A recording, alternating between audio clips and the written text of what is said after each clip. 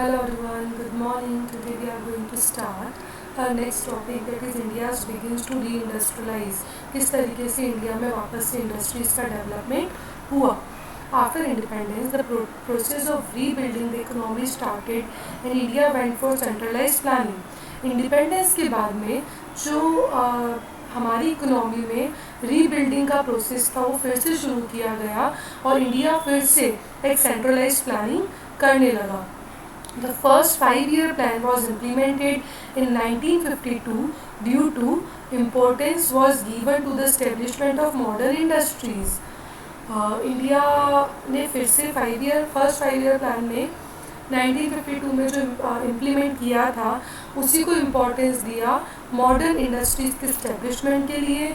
Modern technological और scientific institutes को develop किया गया और स्पेस और न्यूक्लियर प्रोग्राम्स भी डेवलप किए गए. Despite these efforts, the Indian economy could not develop at rapid pace. In efforts के अलावा इंडियन इकोनॉमी बहुत जल्दी से सब चीज़ें डेवलप नहीं कर पाई. Lack of capital formation, rise in population, huge expenditure on defence and inadequate infrastructure were the major reasons. Capital हमारे पास बहुत कम थी, पॉपुलेशन बढ़ती जा रही थी, डिफेंस में हमारा खर्चा होता जा रहा था बहुत ज़्यादा, हमारे पास सफिशिएंट इंफ्रास्ट्रक्चर नहीं था. ये सब बड़े बड़े रीजंस थे कि क्यों इंडिया डेवलप नहीं हो पा रहा था. As a result, India relied heavily on borrowings from foreign sources and finally agreed to economic liberalization in 1991. और इसका रिजल्ट क्या हुआ? इंडिया ने बहुत ज़्यादा उधार लेना शुरू किया फॉरेन कंट्रीज से और हम लोग फाइनली लिबरलाइजेशन लेके आए 1991 में. The Indian economy is one of the fastest growing economy in the world today and preferred FDI destination. आज हमारी कंट्री जो है वो सबसे ज़्यादा ग्रो करने वाली इकोनॉमी है वर्ल्ड में. आप FDI डेस्टिनेशन में भी ये देख सकते हैं. Rising income, saving, investment opportunities, increase domestic consumption and younger population insures growth for decades to come. जो हमारी इनकम बढ़ रही है, हम लोग डोमेस्टिक कंजम्पशन बढ़ा रहे हैं, जो हमारा पॉपुलेशन ग्रोथ की ओर जा रहा है डिकेड से, ये सब हमारे लिए ग्रोथ लेके आ रहा है.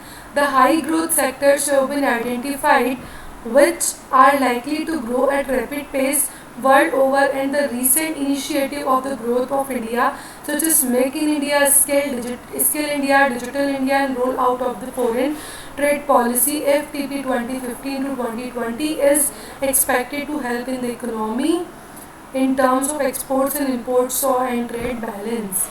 जो हमारे हाई ग्रोथ सेक्टर है उनको आइडेंटिफाई किया है जो कि जल्दी से जल्दी रैपिड पेस हमारे यहाँ ग्रोथ का लेके आना चाहते हैं पूरे वर्ल्ड में. और हमारा जो गवर्नमेंट ऑफ इंडिया है वो भी इनिशिएटिव ले रही है हमारी ग्रोथ के लिए, जैसे कि मेड इन इंडिया उन्होंने स्टार्ट किया, स्किल इंडिया स्टार्ट किया, डिजिटल इंडिया स्टार्ट किया और उसके बाद फॉरेन ट्रेड पॉलिसी FTP 2015 और 2020 स्टार्ट किया, जिसमें हम लोगों ने एक्सपोर्ट और इंपोर्ट दोनों चालू किया. एक्सपोर्ट और इंपोर्ट का एक बैलेंस बना के हमने उसको शुरू किया.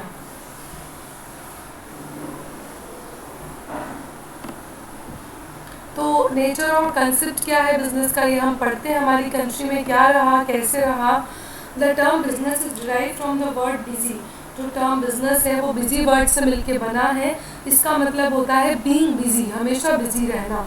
एक स्पेसिफिक सेंस में हम देखें तो बिजनेस एक ऐसा ऑक्यूपेशन है जिसमें आप लोग कंटिन्यूअसली किसी न किसी एक्टिविटीज़ में इंगेज रहते हैं, चाहे वो परचेस की एक्टिविटी हो, चाहे प्रोडक्शन की हो, चाहे सेल्स की हो. ये जो एक्टिविटी है ये प्रोडक्शन और परचेज ऑफ गुड्स से मिलके बनी है, जिसको हम सेल भी करते हैं. हम गुड्स को और सर्विसेज को एक्सचेंज भी करते हैं लोगों की ज़रूरतों के अकॉर्डिंग. हर एक सोसाइटी में हर एक पर्सन कुछ ना कुछ एक्टिविटीज़ परफॉर्म करता है लोगों की नीड्स को सेटिस्फाई करने के लिए.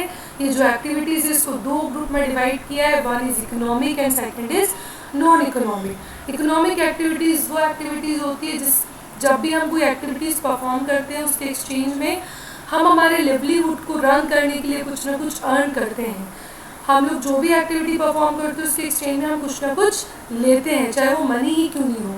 Whereas नॉन इकोनॉमिक एक्टिविटीज़ ऐसी एक्टिविटीज़ है जो कि out of love, sympathy, sentiment, patriotism है ना, लव, सिंपैथी, सेंटिमेंट में हम लोग ये economic activity, non economic activity perform करते हैं। जैसे आप जब आप ऑफिस में वर्क करते हैं और उसके एक्सचेंज में आपको कुछ मिलता है, आप लोग अपनी लिवलीहुड अर्न कर रहे हैं, तो वो क्या हो गया, एक economic activity. On the other hand, जब आप एक हाउस वाइफ है या एक मदर है, जब आप फूड कुक कर रहे हैं अपने बच्चों के लिए या फैमिली मेम्बर्स के लिए, और उसके एक्सचेंज में आपको कुछ भी नहीं मिल रहा है, तो वो क्या हो गया, नॉन इकोनॉमिक एक्टिविटी।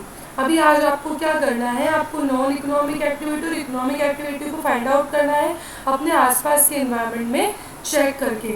आप लोगों को देखना है आपके घर पे जो जो एक्टिविटीज़ परफॉर्म हो रही है वो कौन सी एक्टिविटीज़ है, आपकी शॉप पे, ऑफिस में जो एक्टिविटीज़ परफॉर्म हो रही है वो कौन कौन सी एक्टिविटीज़ है। ओके, सो नेक्स्ट टॉपिक हम लोग नेक्स्ट वीडियो में पढ़ेंगे। Thank you so much.